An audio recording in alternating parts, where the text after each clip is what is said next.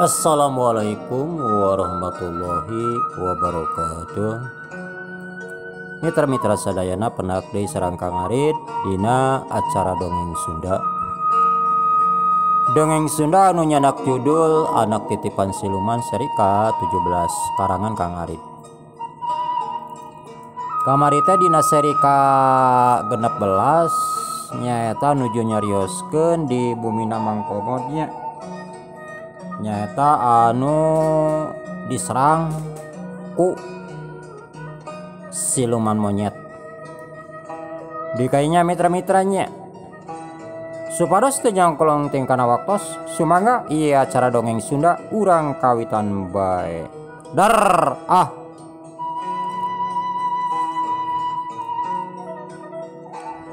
kituna teh eta Ponggawa bari newak atawa bari ngacewang budak Bisurti. Ari Bisurti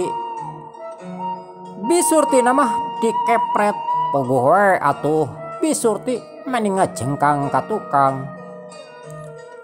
Kituna teh Bisurti bari nungkupan beungeutna anu karasa panas. Wah, Surti mantang awan sia, mantang halang tujuan aing, besi sia ku aing dicakar eta banget. Ya anak sia, aing bakal dikobok ka negara. Aing maka disogrogen ka Gusti Prabu.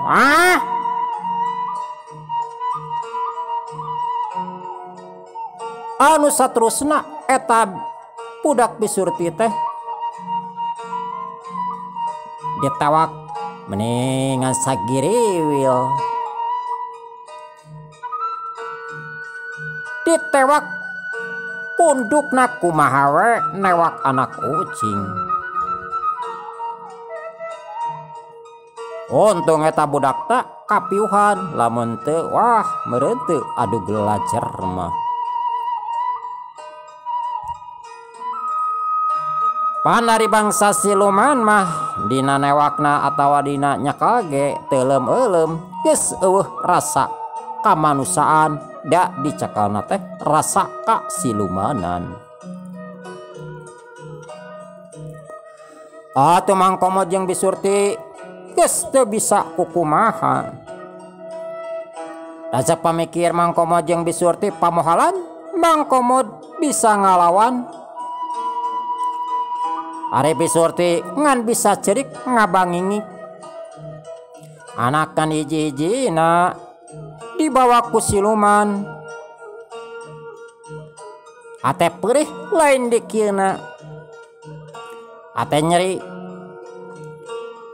Ate mah hayang kumaha tapi dak percuma. Dina ngalawanana ge bisa-bisa manehna anu bakal cilaka. Geus kitu mah pati bakal sakti ngajak ka Ponggawa jeung ka prajuritna indi teh eta tempat. Oi,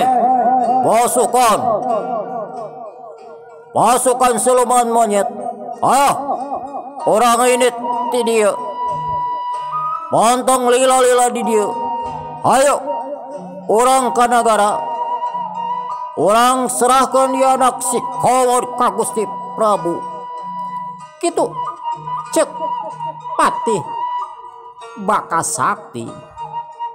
Anu saterusna kabehanana ngabiur ka awang-awang ngapung ka Jomantara. Rek nuju ka nagarana. Eta leutan dibarengan ku sora angin anu ngaheung.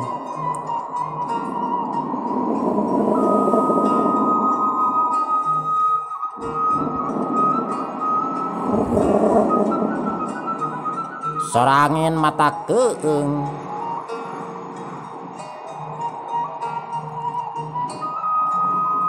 Anu saterusna angin teh lila-lila les leungit. Pati Baka Sakti jeung pasukana geus jauh ti eta tempat awat atawa ti imahna Mangkomod.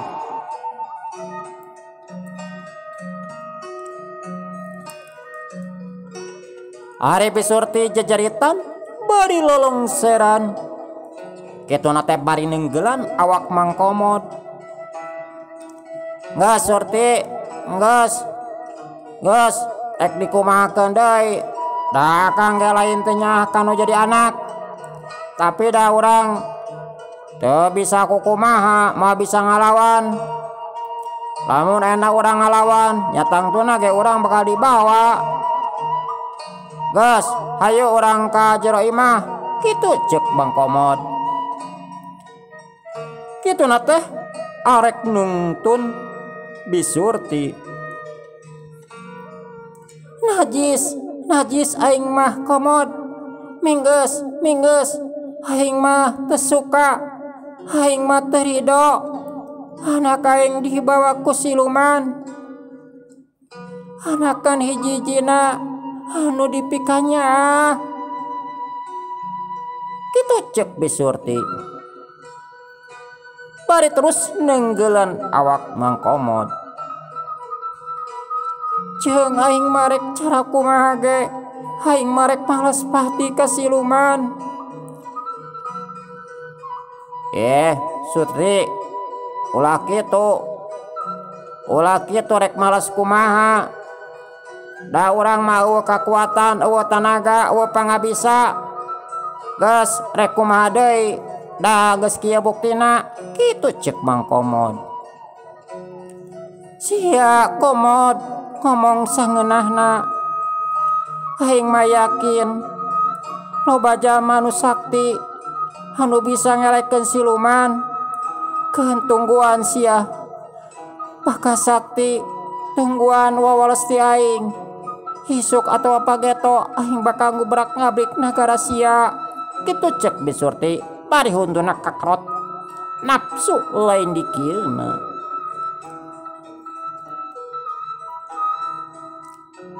Anak ngan hiji-hijina anu dipikahayang ayeuna eta budak geus eueuh. Rek teu nyeri kumaha, rek teu peurih kumaha. Tujuan Bisurti mataknya tujuan tila ka Mangkomod. Hayang beunghar teh pan keur anak keur pamajikan ayeuna nu dibelana eueuh. Percuma cenah dituluykeun jeung siluman oge. Atuh Mangkomod meningah huleng. Jeung Mangkomod geus apaleun kana sifat Bisurti. Lamun geus kitu-kitu, lamun geus kieu-kieu, geus moal bisa dihalangan sifatna gurat batu. Komo ayeuna Bisurti hatena geus nyeri, geus beurih, geus urusan jeung anak mah. Pan Bisurti mah keur ngabelan anak. Naon bae oge kumaha carana ge pasti lamun anak aya kahayang bakal ditedunan. Toh pati jiwa raga ngabelan anak. Anu saterusna Bisurti tuluy ka jero imah nuju ka enggona. Telela Bisurti teh mawa gembolan baju jeung sakalian manehna teh mawa bekal. Nyaeta rek indit ti eta tempat rek neangan jalma sakti anu bisa ngelehkeun bangsa siluman. Tujuan Bisurti hiji, rek nyokot deui anakna anu dipikadeudeuh salila ieu. Cek Bisurti pati-pati paeh oge ari geus dibelaan mah percuma hirup ge ari jauh jeung anak mah. Manehna bisa senang-senang di alam dunia cenah di dieu. Ari anakna duka kumaha nasibna. Atuh Mangkomod menireuwaseun. Eka mana Surti, eka mana tong luluasan. Nah teu karunya ka Akang. Kitu ceuk Mangkomod. Seolah-olah nyaram ka Bisurti ulah indit. Hei Komod, Geus tong montong hubungan deui jeung siluman anu geus sidik we nyangsarakeun. Eta siluman geus sidik nyangsarakeun keur nanahaon gablek harta, keur nanahaon gablek banda. Ari hirup dihudag-hudag ku kabingung, dihudag-hudag ku kasusah, nepikeun ka anak lapur. Kitu cek Bisurti, kitu na teh ngan leos Bisurti indit ti eta imah. Da Bisurti geus gilig rek neangan elmu hayang males ka bangsa siluman nyaeta siluman monyet. Bisurti terus lempang sok sanajan bari poek da harita teh masih keneh peuting. Tapi Bisurti teu ieu ngarasa sieun. Manehna gilig kumaha we carana cenah. Ari harita Mang Komod anu ditinggalkeun colohok bengong nempo ka pamajikanana anu geus indit.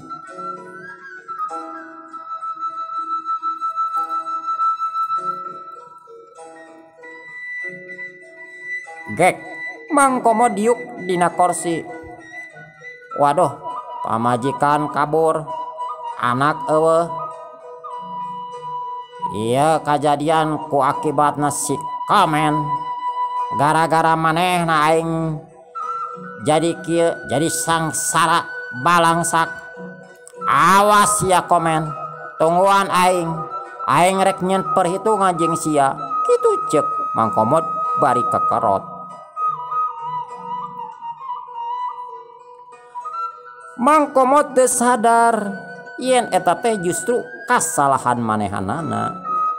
Ayo nudingkeun ka Mang Komen anu teu tuah teu dosa. Geus sidik Mang Komen mah ti baheula ngan dianiaya ngan didoliman ku manehna teh.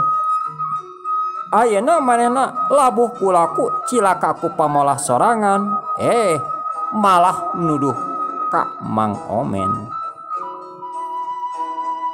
Gitu sifatna Mang Komod. Waktu terus nyerelek, nyaho-nyaho geus isuk-isuk deui. Ari Mang Komod masih keneh cimeklek dina kursi. Ari harita Mang Uhi biasa ari isuk-isuk teh sok ka imahna Mang Komod. Samemeh nempo anu garawe teh samemeh ngamandoran teh biasa sok laporan heula. Kadang-kadang kan Mang Komod sok nitah itu, nitah ieu, nitah nagih jeung rupa-rupa. Barang sero kadinya Mang Uhi meuni ngahuleng colohok bengong. Nempo eta kenteng imah meuni pabalatak pareureupes. Kenteng imah di luhur amping bongbong beak kabeh rag-ragan ka handap. Ulang Mang Uhi ngahuleng. Cek pamikir Mang Uhi aya naon ieu kejadian, dararasaan mah peuting eueuh angin eueuh naon.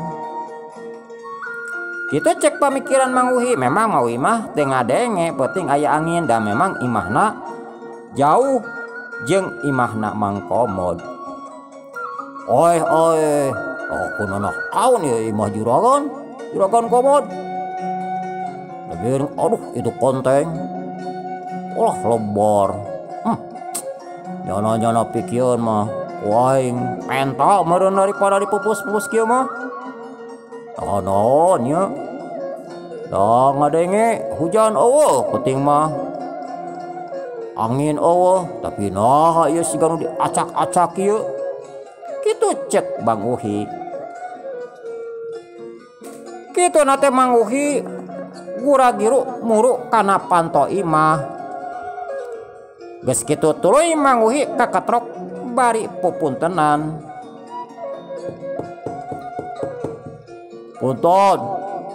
Punten juragan Komod nuju aya. Kitu cek Mang Uhi.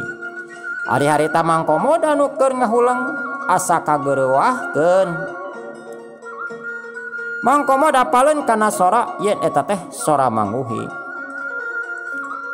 Kajero Mang, kajero we.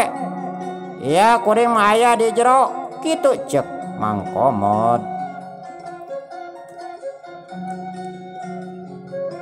Atuh teu hararese. Gancang Mang Uhi ka jero, nyaeta ka jero imah, terus nyamperkeun ka Mang Komod anu keur diuk dina kursi.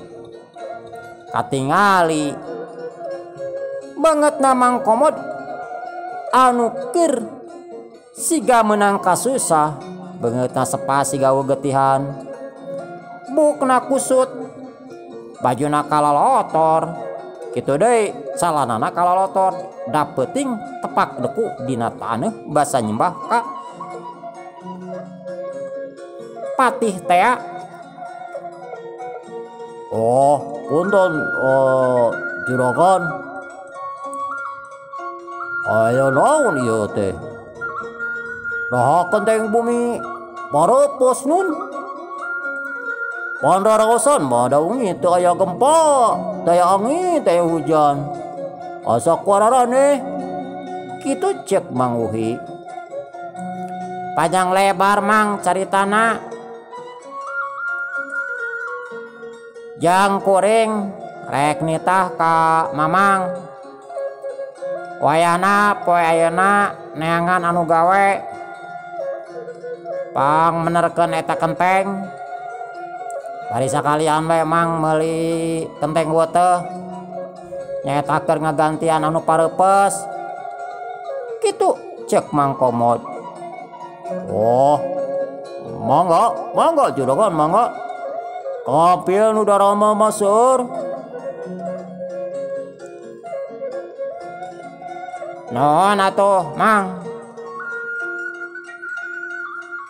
Jang wayahna we anu gawena rada lobaan ame gancang anggeus. Kitu ceuk Mang Komod.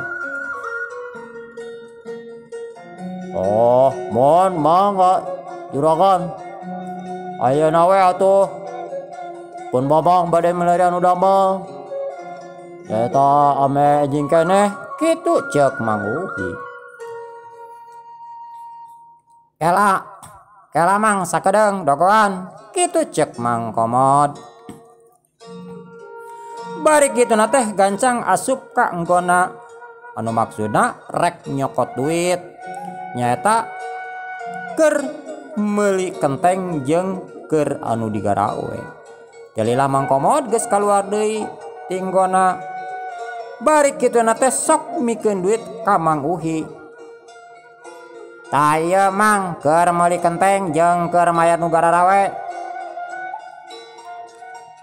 Omat poe ayeuna kudu anggeus. Ulah nepikeun ka di isuk pagetokeun. Oh, mangga juragan mangga. Jang kieu Mang cik boga jawara jago teu. Kitu ceuk Mang Komod nanya deui ka Mang Uhi. Oh, aya kan? Aya ari masalah jawara mah. Jawara kumaha? Anu jago silata tukang bobok, tukang tarok, tukang istrikaan rok aya. Tukang bobok, tukang tarok, tukang mukakeun anrok aya. Malahan mah eta teh sobat ngomong pisan. Ari damina kidarga. Tapi maksudna bade naon naroskeun jawara juragan kitu ceuk Mang Uhi.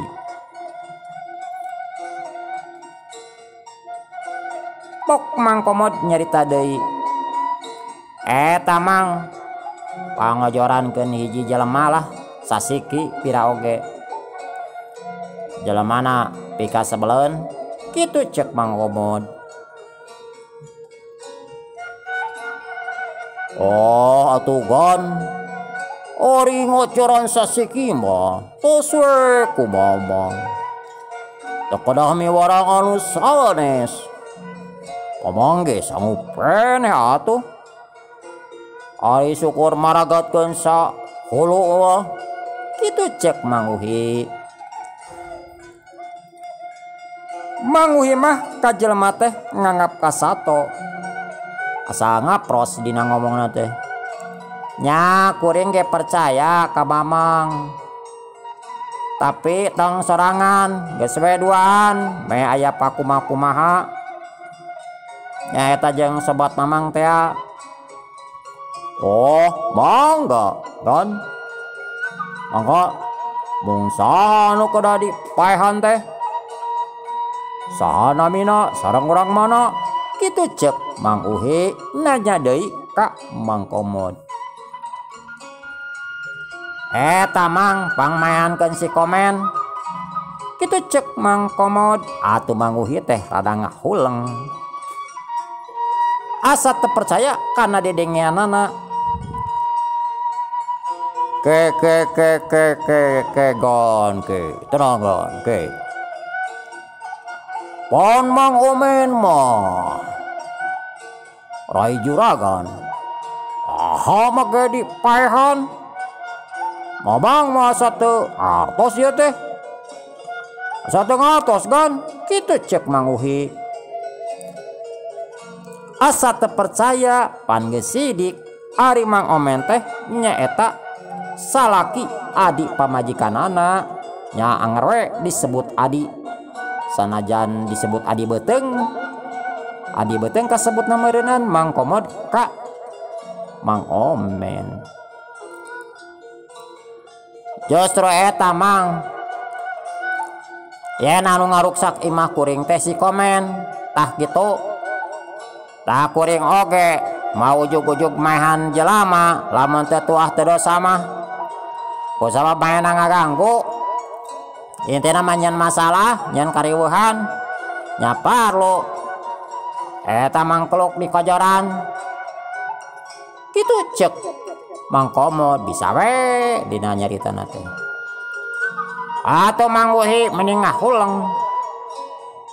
Asa teu nyangka ka Mang Omen.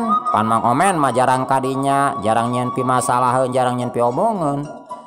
Tapi ayeuna ngadenge ngaruksak imah nu jadi dulurna. Nyata imahna Mang Komod. Edon teh si Komen tega ngaruksak imah nu jadi lancuk. Wah atuh juragan, ari mangkluk kitu mah bener ulah dihirupan. Kabala-bala di dunia ge kojoran. Ari mana Mamang mau saha we. Lah nya ari si Komen tagablag utek eta mangkluk. Make polo atuh rek karuksak barang teh.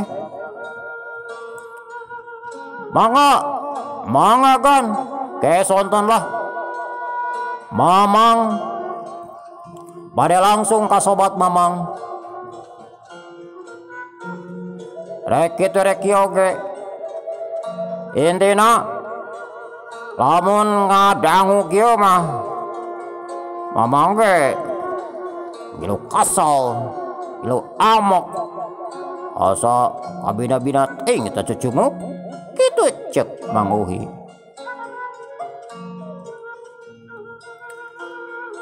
Mang Komod geus teu mikir dina ngomongna teh ngageblos we. Nepikeun ka Mang Uhi ge kapancing. Geus sidik-sidik pan anu ngaruksak imah teh lain Mang Uhi tapi nyaeta siluman monyet. Yeuh ngadon ditemblekeun ka Mang Omen. Ieu mah melebihi batas we lah kitunya. Nyajik Mang, gara susulan anu gawe. Geus beres kitu. Eta sobat Mang langsung ngajakan, langsung susulan. Oh, mangga kan, mangga. Kitu cek Mang Uhi. Bari saterusna Mang Uhi indit rek neangan anu gawe sakali